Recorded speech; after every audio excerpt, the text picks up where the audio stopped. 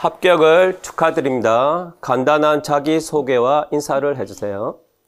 네, 안녕하세요. 저는 이번에 강원 지역에 합격을 했습니다. 그리고 저는 수험 기간이 졸업을 하고 3년 동안 수험 생활을 해서 총 4번 시험을 봤습니다. 그리고 1차 점수에 대해서 말씀을 드리면 전공은 64점, 교육학은 16점 받아서 강원도 지역에서는 컷보다 6점을 높게 합격을 했고요. 그 다음에 2차 점수는 91점을 받아서 면접에서 51점, 수업시험에서 39점을 받아서 최종 컷에서는 4점 높게 합격을 했어요. 그리고 기본적인 영어 베이스가 저는 해외 유학 경험도 없고 그리고 토익 시험을 봤을 때 800점 후반대 나오는 평범한 영어 실력을 가지고 있는 수험생이었습니다. 네. 두 번째 질문은요. 최시연팀에서 임용시험을 준비하게 된 이유가 뭐예요? 저는 일단 사무소 시절에 하반기에 최시연팀 9월에서 11월 직강을 처음 들었었어요.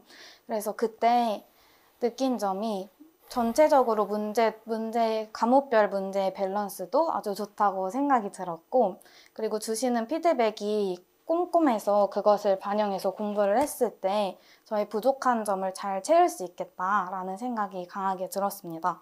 그래서 다시 시험을 준비하겠다고 마음을 먹었을 때는 9월부터 가는 것보다는 실전 연습을 많이 해보면 좋을 거라고 생각을 해서 7월부터 수업을 들어야겠다라는 생각에 최시연 팀을 선택하게 되었어요. 전공 3과목에 대해서 자신의 공부 방법 상반기하고 모고 시즌 나눠서 말씀해 주시고요. 전공 3과목에 대해서. 그리고 모고 첨삭이 도움되었는지도 추가로 말씀해주세요. 네. 일단 과목별로 말씀드릴 때 첫 번째로 일반 영어 문학 측면에서 얘기를 드릴게요. 첫 번째로는 일반 영어 문학에서 가장 중요한 것이 기출 분석이라고 생각이 들어요. 그래서 저는 일반 영어 문학 기출 분석을 카페에 올라오는 합격 수기에서 합격자들이 추천하는 거의 웬만한 방법을 다 해봤다고 생각이 들어요. 수험 생활도 길었으니까 첫 해에는 이 방법도 해보고 두 번째에는 이 방법도 해보고, 근데 저는 한 번도 일반 영어 문학 기출 강의를 들어본 적이 없었어요. 사수까지 오면서. 그런데 그 직강을 와서 아직도 부족한 저의 모습 때문에 상담을 드렸었는데 김수아 선생님께 그 기출 강의를 들어보면 어떠냐라고 추천을 해주셔서 처음으로 기출 강의를 듣게 되었어요. 그래서 그때 제가 여태까지 스터디원들과 이야기한 것도 좋았지만 어떻게 문제를 접근하고 그리고 이 지문을 어떻게 봐야 되고 분야별로 일반 영어 지문을 봤을 때는 뭐에 초점을 봐서 봐야 되는지, 그리고 시는 어떻게 봐야 되는지, 소설은 어떻게 봐야 되는지 이거를 처음 알았던 것 같아요, 그때. 그래서 그때도 저는 늦지 않았다고 생각을 한 게 여태까지 그래도 쌓아온 게 있으니까 그 강의에서 주신 팁들을 바탕으로 다양한 문제에 적용을 해보면서 모의고사를 풀었던 것 같아요. 그래서 기출문제만큼은 스터디원들과 함께 하는 것도 좋지만 그것을 강의를 통해서 방향성을 잡아보는 것도 좋은 방법이라 생각이 들었습니다. 그 다음에는 제가 일반 영어 문학에서 두 번째로 중요하다고 생각하는 게 단어 공부랑 구문 공부라고 생각이 들어요. 전체적인 지문을 보면서 이게 어떤 내용이다 라고 딱 파악하는 것도 중요하지만 그것을 딱 파악하기 위해서는 전반적인 단어도 알아야 되고 그 다음에 어려운 구문들도 알아야 된다고 생각이 듭니다. 그래서 전 다양한 단어를 외웠는데 단어를 외우는 게 가장 하기 싫고 가장 미루는 일 중에 하나였기 때문에 클래스 카드라는 어플을 이용해서 스터디원들과 의무적으로 외웠던 것 같아요. 그래서 벌금을 조금 높게 책정하면 이거 오늘 안 외우면 1,000원 약간 이런 생각에 자기 전에라도 꼭 단어를 외우고 잤던 것 같아요. 그래서 단어를 외울 때 그냥 일반적인 단어에만 집중을 하시는 경우가 있는데 저는 이디엄이나 구동사도 따로 외우는 것을 추천드리고 문학 단어도 그냥 일반 영어 단어로 퉁치지 말고 시 단어면 시 단어, 소설 단어면 소설 단어 이렇게 선생님들께서 보시는 책에서 정리를 해서 그것도 어플에 넣어서 암기하는 것을 추천드립니다. 네, 그 다음에 일반 영어 문학에서 세 번째로는 모의고사 풀이와 그 다음에 오답 정리, 사고 정리 이것을 또 추천을 드리는데요. 네, 모의고사를 풀 때 일반 영어만큼은 아무 문제를 다 푸는 것이 아니라 기출 문제의 유형과 가장 비슷하고 그 다음에 문제 출제해 주시는 분이 목적이 뚜렷한 문제를 푸는 것이 저는 중요하다는 생각이 들어요. 그래서 시중에 많은 모의고사가 있지만 저는 최시연팀의 김수아 선생님께서 내시는 문제만큼은 이 문제는 기입형인데 타픽 자리에 뚫은 문제다 이러고 아니면은 뭐 디테일 부분에 뚫은 문제다 이런 식으로 나중에 설명을 해주시거든요.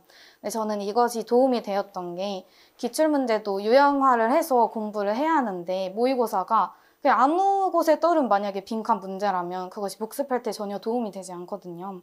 그래서 유형별로 그것을 생각하시면서 출제하신 김수아 선생님의 문제를 푸는 것이 정말 도움이 되었습니다. 그리고 그것을 복습할 때 오답을 정리할 때 물론 모르는 단어를 정리하는 것도 중요하지만 그 시험 상황에서 저의 사고를 정리하는 것이 되게 도움이 됐어요. 예를 들어서 가장 제가 7, 8월 초반기에 계속 틀렸던 문제 유형이 타픽 자리에 뚫은 빈칸 문제 유형이었어요. 그러면 내가 왜 타픽을 놓쳤지? 라고 생각을 했을 때 사실 글을 처음 읽었을 때 타픽을 파악하는 것이 중요한데 빈칸 답을 찾는 것에 급급해서 빈칸 답 뭐지 이런 식으로 문제를 풀었을 때 타픽을 가장 크게 놓치더라고요. 그래서 이런 식으로 모의고사를 계속 풀면서 그때 내가 했던 잘못된 사고 과정을 기록하고 다음 모의고사에서는 아 이거는 진짜 하면 안 되겠다라고 이렇게 기록을 해두고 그것을 꾸준히 읽어보는 것이 도움이 많이 되었습니다. 네, 그 다음에는 영어학에 대해서 말씀을 드리겠습니다. 영어학은 크게 저는 기본서, 기출, 원서, 모의고사 이렇게 4가지 파트가 있다고 생각이 들어요. 그래서 기본서 학습은 저는 다양한 수험 생활이 많다 보니까 다양한 강사분들의 기본서를 읽어왔었어요. 근데 저는 가장 좋은 책은 최진호 선생님의 3, 4월 교재라는 생각이 들어요. 물론 1, 2월 교재도 좋지만 저처럼 N수생인 경우에는 심화적인 내용도 공부해야 하기 때문에 3, 4월 교재에 웬만한 심화 부분이 다 수록이 되어 있고 이것만 봐도 기본적인 내용은 다 파악하고 심지어 심화적인 내용까지 다 다룰 수 있다고 생각이 들었거든요.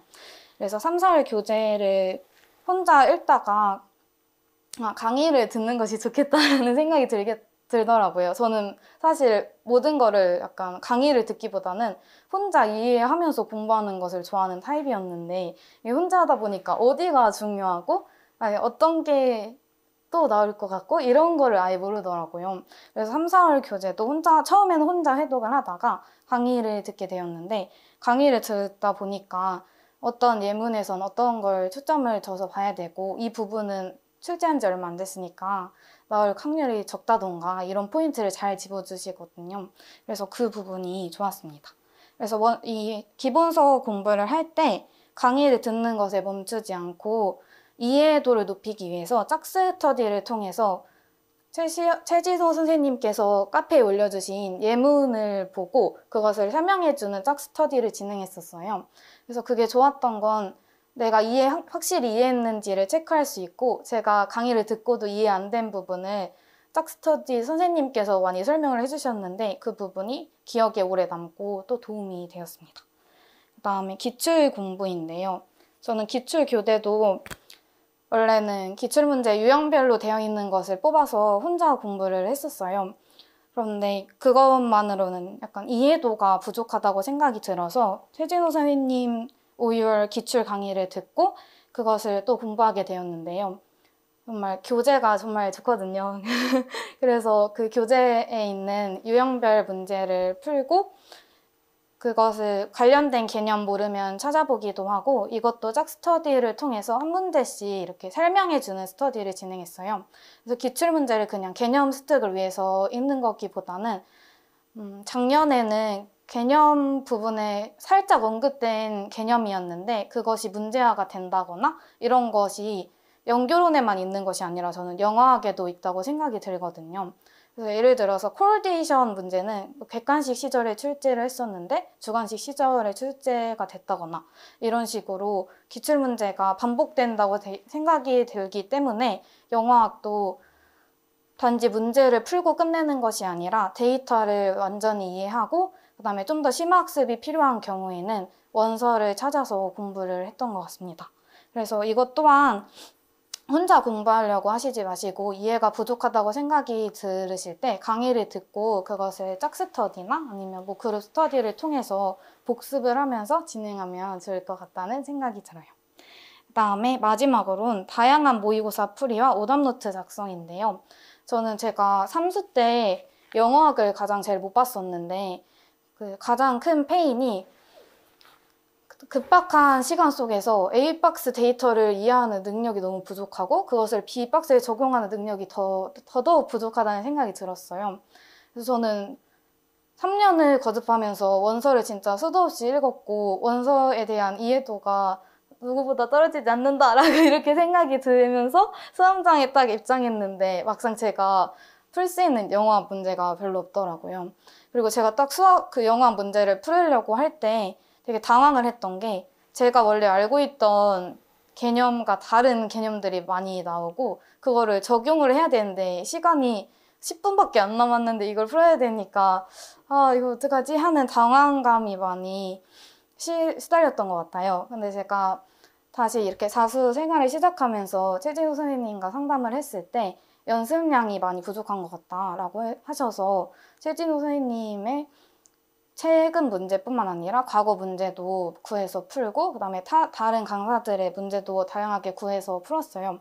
그렇게 풀다 보니까 약간 머릿속도 유연해지고 계속 제가 읽은 내용에 껴맞춰서 문제를 푸는 게 아니라 그 문제에서 요구하는 것을 파악해서 문제를 푸는 연습을 해서 그렇게 사고가 좀 유연해진 것 같아요.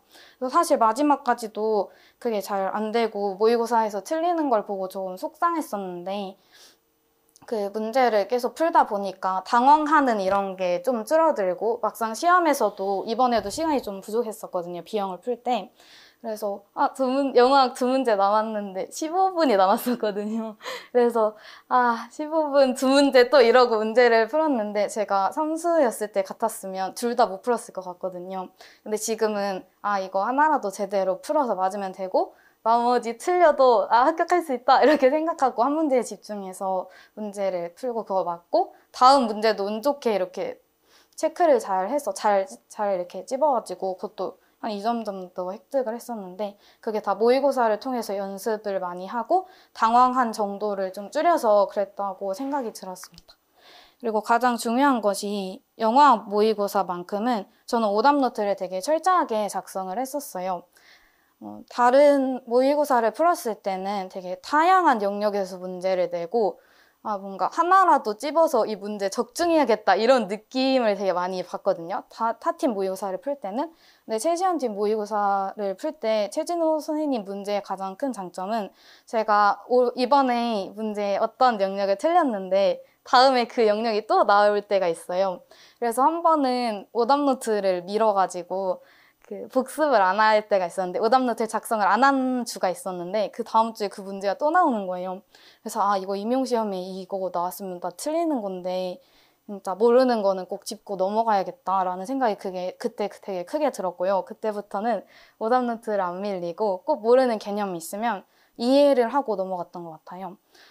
그리고 최진호 선생님 모의고사의 가장 큰 장점은 특정 개념에 있어서 저희가 주로 알고 있는 트포나 티지나 칸이나 이런 부분뿐만 아니라 되게 다양한 영어학 원서에서 문제를 출제해 주세요. 그래서 요즘 추세가 똑같은 데이터라도 접근 방법이 좀 저희가 볼 수 없는 그런 접근 방법에서 문제가 나와서 그거를 빠르게 이해하고 빅박스에 적용해야 하는 그런 문제가 많은데 그거를 연습하는데 정말 큰 도움이 되었다고 생각이 들고요. 그리고 이번에는 제가 A형 풀면서는 정말 깜짝 놀랐던 게 그 모의고사 진짜 가깝게 풀었던 그 모의고사에 나왔던 문제가 거의 똑같이 나왔거든요. 근데 그게 다른 사람들은 봤으면 좀 당황했을 수도 있는 문제였고 근데 그걸 되게 똑같은 접근 방법으로 최진호 선생님께서 문제를 출제해 주셔가지고 그게 정말 도움이 됐습니다. 저는 풀면서 이건 적중이다 이렇게 생각하면서 풀었거든요. 근데 거의 A형은 거의 모든 문제가 다 적중 느낌으로 풀면서 진짜 감사합니다 이러면서 풀었어가지고 그리고 그걸 아는 문제가 나왔을 때는 시간을 단축할 수 있어서 정말 좋았던 것 같아요. 그러면은 이제 영어 교육론에 대해서 말씀을 드려볼게요.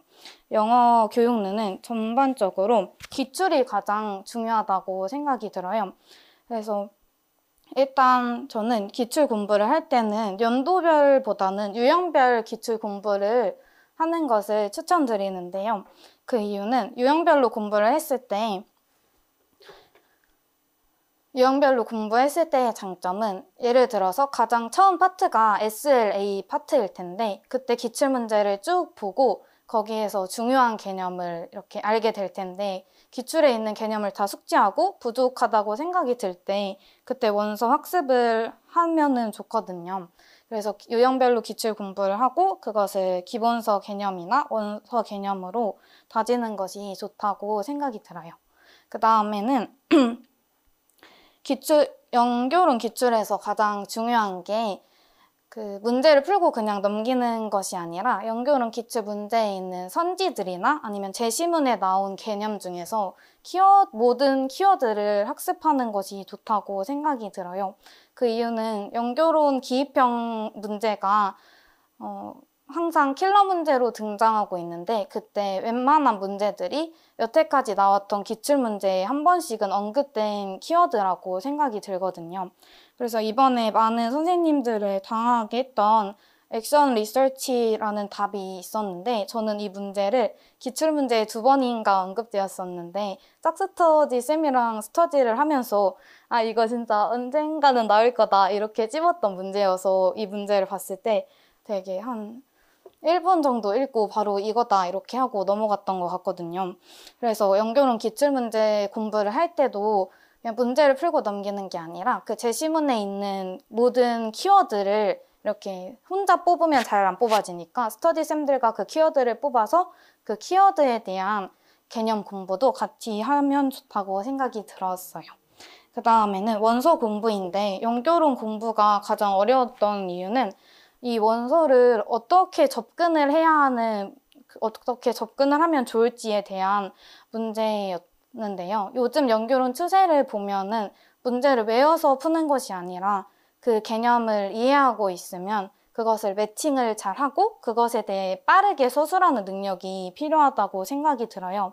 그래서 아 이렇게 문제 나오면 원서 읽는 거 너무 소용이 없지 않나. 내가 이 개념을 이렇게 자세히 알아서 뭐하나 이런 생각이 들으셨을 수도 있는데 저는 올해 상반기에 공부를 시작할 때 TBP, PLLT, PELT, 그 다음에 애플북 이렇게 4권의 책을 모두 읽었는데요. 이때 읽었을 때 내가 이 연교론 원서에 있는 내용을 모두 암기하겠다. 이거를 다 이해해서 내가 다 암기해서 나오면 바로 맞춰야지. 이런 마음으로 읽은 것이 아니라 이 연교론 원서 내용을 읽고 빠르게 이 작가가 이 문단에서 그래서 이 개념에 대해서 뭐가 중요하다고 말하는 거지? 여기서 뭐가 핵심이지? 하면서 약간 일반 영어 공부하는 느낌으로 원서를 읽었거든요. 이게 도움이 되는 이유는 요즘에 연교론 문제가 되게 길어져가지고 A박스를 빠르게 읽고 거기서 말하는 요지를 파악한 다음에 그걸 B박스랑 매칭하는 게 중요하다고 생각이 들었는데 이렇게 원서를 읽으면서 한 문단 한 문단 무슨 내용인지를 파악하면서 이거를 빠르게 읽을 수 있는 능력이 길러졌다고 생각이 들어요. 그래서 이때 빠르게 읽을 수 있는 능력만 길러진 게 아니라 제가 얼핏 알았던 개념에 대해서 좀 더 다양한 예시를 보면서 명확하게 이해를 할 수가 있었던 것 같아요. 그래서 원서 공부를 하고 나서는 모의고사 문제를 풀었을 때 그 최시원 선생님 문제가 되게 어렵잖아요. 근데 좀 잘 맞추네 이런 생각도 들어서 그것도 좋았었고요. 그 다음에 내가 좀 빨리 읽을 수 있네? 라는 생각이 가장 크게 들었습니다. 일반 영어 지문 빨리 읽는 것도 중요하지만 연교론 A박스 빨리 읽는 것도 중요하다고 생각이 들어서 연교론 원서 공부를 접근할 때 이 모든 내용을 암기하겠다 이런 접근 방법보다는 내가 연교론 내용을 연교론으로 된 한 이 정도 길이의 제시문을 빠르게 파악하겠다라는 마음가짐으로 읽으시면 되게 도움이 많이 될 거라고 생각이 듭니다. 그리고 모의고사 마지막은 모의고사 풀이인데요. 연교론만큼은 모의고사보다 기출이 물론 중요하긴 하지만 모의고사를 통해 얻을 수 있었던 것은 어떤 것이었냐면요. 일단 연교론 문제도 가끔 좀 난해한 문제가 나올 때가 있어요. 근데 최시원 선생님 문제가 대부분 저는 좀 많이 난해하다고 들었었거든요. 그래서 이거 기출이랑 너무 달라서 이거 풀어도 계속 틀려서 자존감만 낮아지는 거 아닌가라는 생각을 3수 때는 많이 했었는데 4수 때는 이거를 풀면서 이런 문제 한 문제쯤은 우리 기출문제에 나올 수도 있겠다라는 생각에 한 문제 한 문제 소중하게 풀었던 것 같아요. 그래서 문제를 너무 어렵고 좀 예시를 찾기가 난해하다고 그것을 피하려고 하지 마시고 내가 이때 이게 난해하더라도 나는 맞는 사람은 무조건 있고 나도 맞을 수 있다라는 생각으로 어떻게 하면 그럼 이 매칭을 어떻게 잘할까라는 생각을 좀 연구를 했던 것 같아요. 근데 이번에도 저는 그 연결은 마지막 문제가 좀 어려웠다고 생각이 들고 난해하다는 생각이 들었었거든요. 근데 맞았으면 좋았을 텐데 그거를 풀다가 틀렸는데 그래도 그 문제를 풀 때 좀 기출문제가 무조건 깔끔하다라는 생각을 안 했기 때문에 약간 좀 그게 진짜 난해한 문제였는데 난해하다는 생각을 들었을 때 좀 덜 당황했을 수 있는 이유가 하도 이렇게 모의고사를 풀면서 매칭이 안 될 때가 있을 때 당황함을 좀 많이 느꼈었거든요. 저는 그때 하도 당황감을 많이 느끼다 보니까 기출문제 그 마지막 연결 문제였거든요. 그걸 풀면서도 이거 너무 난해한데 너무 당황스럽다라고 생각이 들어도 망했다라는 생각이 드는 게 아니라 난해하다. 그렇지만 빨리 이렇게 체크하고 다음 문제로 넘어가야지 라는 생각을 할 수 있었던 것 같아요. 그래서 연결론 공부에 있어서는 저는 꼼꼼한 기출 공부랑 그리고 원서 공부를 통한 연결론 제시문 읽기와 친해지기 이런 것을 추천을 드리고 싶어요. 다음에 네, 여기까지입니다. 네. 네 번째 질문입니다. 2차 대비 준비에 가장 중요시했던 점과 고득점 비결을 말씀해 주세요. 네. 일단 2차 대비에 있어서 중요한 점을 수업 시간이랑 면접 측면에서 말씀드려 볼게요. 수업 시간 측면에서는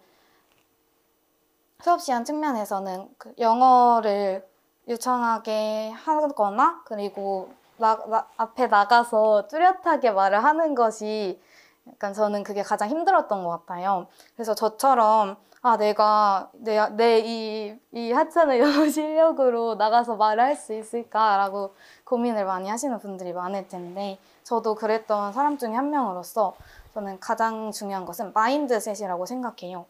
수업을 나가서 진행할 때만큼은 나는 정말 예비 교사다. 나는 수업을 잘할 수 있고 내가 비록 발음 측면에서는 유창하지 않지만 나는 탄탄하게 수업을 구성할 수 있다. 애들을 이해시킬 수 있다. 이런 마음가짐으로 항상 수업에 임했던 것 같아요. 그리고 수업 시간은 기출문제를 쭉 봐오면은 메인 아이디어를 가르친다거나 디테일을 가르친다거나 이렇게 정해진 틀이 있어요. 그래서 기출문제를 반복해서 본 다음에 자신만의 틀을 정해놓고 그다음에 자기의 영어에 잘 맞는 칭찬 표현이나 이런 거를 다 타이핑을 쳐놓고 그것을 입에 붙이려고 많이 노력을 했었던 것 같아요. 그리고 가장 중요한 것은 이제 이런 기본적인 연습이 다 끝났을 때는 스터디원들의 수업을 보는 것도 중요하고 그들에게 피드백을 주는 것도 물론 중요하지만 저는 제가 한 수업을 촬영을 한 다음에 피드백을 받은 부분을 본 다음에 그것을 고치는 것이 가장 중요하다고 생각이 들어요. 2차 연습 때는 다양한 약간 보기 안 좋은 습관들이 많이 등장을 했었는데 그런 습관을 고치기 위해서는 내가 수업을 한 동영상을 많이 보고 그 부분을 의식해서 고치는 것이 중요하다고 생각이 들어요. 그래서 저는 처음에는 그냥 피드백을 흘겨 듣다가 초수, 재수, 삼수 때도 계속 2차 공부를 하긴 했었어가지고 그때는 계속 흘겨 들었었는데 4수 때는 뭔가 합격할 수 있겠다라는 생각이 들어서 12월 달에 스터디를 처음 시작했을 때부터 피드백을 다 한 곳에 모았어요. 그래서 자기 전에 하루 동안 받은 피드백을 다 적은 다음에 다음에 수업 시간 하러 가는 길에 저는 전철을 타고 다녔기 때문에 전철 타고 가면서 오늘 수업할 때는 손 흐느끼지 말아야지 등 돌리고 판서하지 말아야지 이런 거를 되새기면서 갔던 것 같아요. 그래서 가장 중요한 게 자신의 습관, 안 좋은 습관이나 실수 같은 것을 인지를 하고 그것을 고치려는 노력을 하는 것이 가장 중요하다고 생각이 들어요. 그 다음에 저는 강원 지역을 지원했고 강원 지역 면접이 변별력이 크기 때문에 수업 시험 공부보다는 면접 공부에 시간을 더 많이 투자했었어요. 그래서 발표가 나기 전에 12월 달에는 시중에서 많이 팔리고 있는 그런 면접책도 공부를 했고 그 다음에 아직 시책이 나오지 않아 일주일 있다가 나왔나? 그래서 일주일 뒤에는 시책 공부도 같이 했었는데 이거는 강원 지역에 좀 특화되어 있기 때문에 강원 지역을 지원하는 선생님께 추천드리는 방법인데 일반적인 면접 공부를 할 때는 저는 내용 공부를 그냥 하니까 좀 와닿지가 않았어요, 처음에. 그래서 일반적인 면접 공부를 할 때도 기출문제를 먼저 접근을 했었던 것 같아요.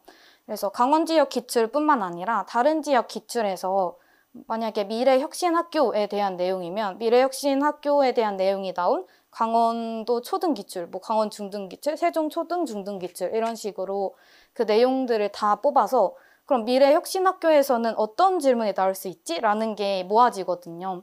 그래서 예를 들어서 미래혁신학교에서 교사가 할 수 있는 방안 4가지, 뭐 학교가 지원해 줄 수 있는 방안 2가지 이런 식으로 그러한 세부적인 질문이 뭐 4가지, 5가지 이렇게 정해지면은 그거에 대한 답을 다 생각을 해봤고요.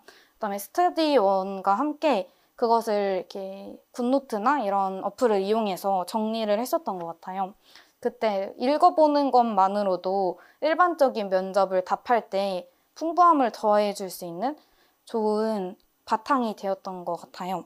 그리고 강원도에 특화돼서는 강원도는 시책이 중요하기 때문에 시책이 나오자마자 한 8명의 선생님과 함께 했었는데 8명 정도의 선생님을 모아서 시책 한쪽에 있는 다양한 정책들을 요목요목 조사하는 그런 스터디를 했었어요. 근데 그게 엄청 큰 도움이 되었는데 혼자 거의 한 70쪽이었는데 시책이 거기에 나오는 정책들은 거의 몇백 가지인데 혼자서 그거를 다 찾을 수는 없다고 생각이 들거든요.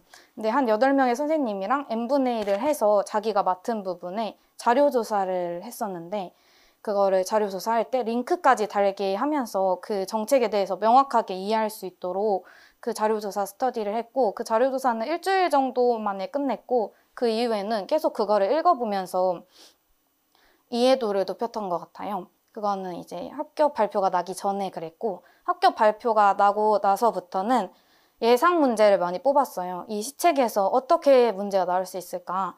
여태까지 나온 기출문제를 바탕으로 그래서 이번에는 시책 문제가 많이 안 나왔지만 즉답형 1번 문제가 뭐 강원도에 있는 소규모 학교에서 학생들의 선택권을 어떻게 보장해 줄 수 있을까? 이런 느낌의 문제가 나왔었는데 그것도 시책에 다 있는 내용이었거든요. 그것도 예상 문제였어요.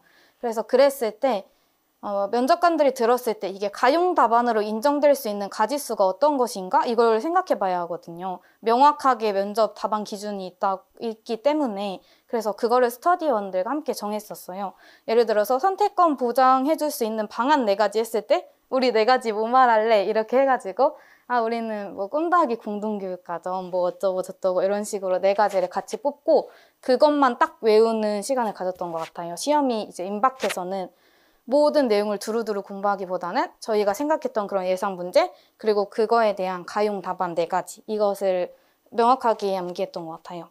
그래서 저는 수업 시험보다 면접에서 고득점을 받았는데 고득점을 받을 수 있었던 이유가 12월 달에는 좀 더 폭넓은 공부를 많이 했던 것 그리고 시험이 이제 발표가 나고 2주 동안에는 범위를 줄여서 내가 진짜 외울 수 있는 부분만 딱 줄여서 명확하게 외웠던 것 이게 고득점을 받을 수 있는 비결이었던 것 같습니다. 네. 시연팀을 준비하는 임용 선생님들에게 추천하신다면 어떤 이유로 추천하나요? 네.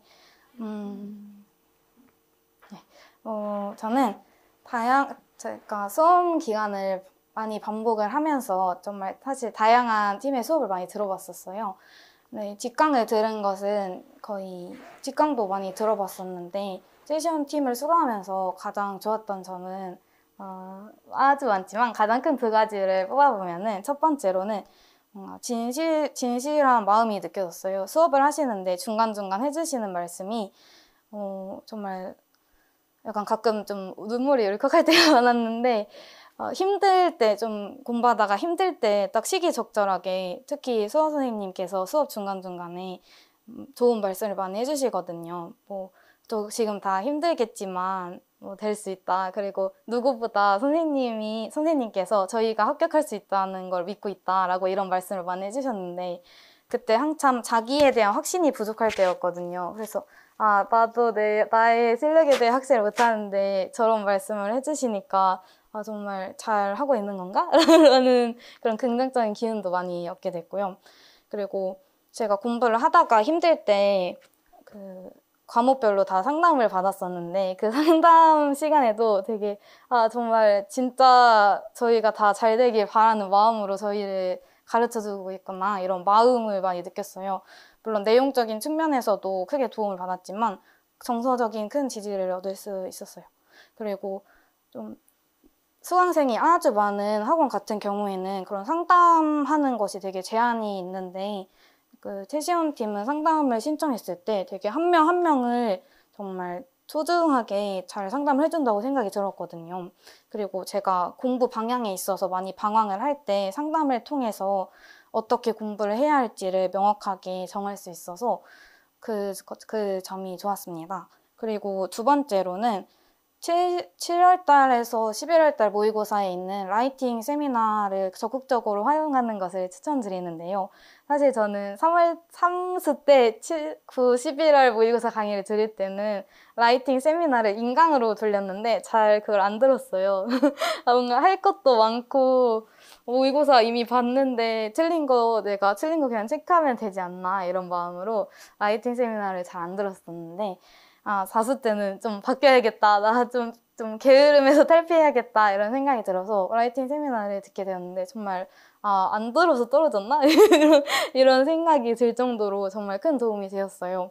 그 이유는 제가 틀린 문제뿐만 아니라 다른 사람들이 틀린 문제에 대해서도 그거를 볼 수 있는데 내가 운 좋게 이번엔 이 문제를 맞췄지만 내가 다음번에는 이런 사고를 해서 똑같이 이렇게 실수를 하거나 틀릴 수도 있겠다라는 생각이 들더라고요. 그래서 라이팅 세미나를 들을 때도 제가 틀린 문제만 본 것이 아니라 모든 문제를 다 정말 하나하나 이거 내가 틀렸다 생각하고 들었거든요. 그러다 보면은 여태까지 실수를 제가 했던 것뿐만 아니라 내가 앞으로 할 수 있겠다는 그런 실수까지도 예방을 할 수 있다는 생각이 들었어요. 그래서 만약에 모의고사나 이런 강의를 고민하시는 선생님이 계시다면 채팀 7월에서 11월에 진행되는 이 모의고사를 수강하시고 저처럼 라이팅 세미나를 제가 3수 때 했던 것처럼 그걸 흘겨 들으시지 마시고 그거를 꼼꼼하게 들으신 다음에 실수를 보완하는 그런 공부를 했으면 좋을 것 같습니다. 네, 이상이에요. 마지막 질문입니다. 네. 임용 시험을 준비하는 예비 선생님들께 응원이나 당부의 메시지 부탁드립니다. 네, 저는 제가 수험 생활이 되게 길었는데 가장 힘들었던 점이 내가 이 시험 붙을 수 있을까? 라는 자기에 대한 믿음이 점점 떨어지는 게 가장 힘들었었거든요. 제가 원래도 영어를 출중하게 잘하는 편이 아니라 그냥 영어 교육과를 졸업한 되게 평범한 수험생이거든요.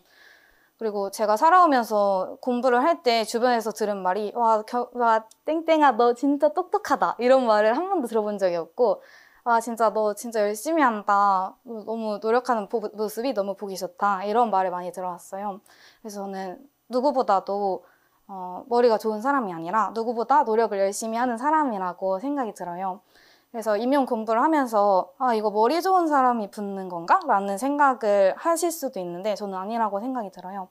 그래서 열심히 노력을 한다면 저같이 평범한 사람들도 붙을 수 있는 시험이니까 임용 시험을 계속 떨어진다고 해서 내 능력에 대해서 평가절하하지 마시고 좀 더 노력해야겠다라는 마음가짐으로 계속 시험에 임하면 좋을 것 같고요.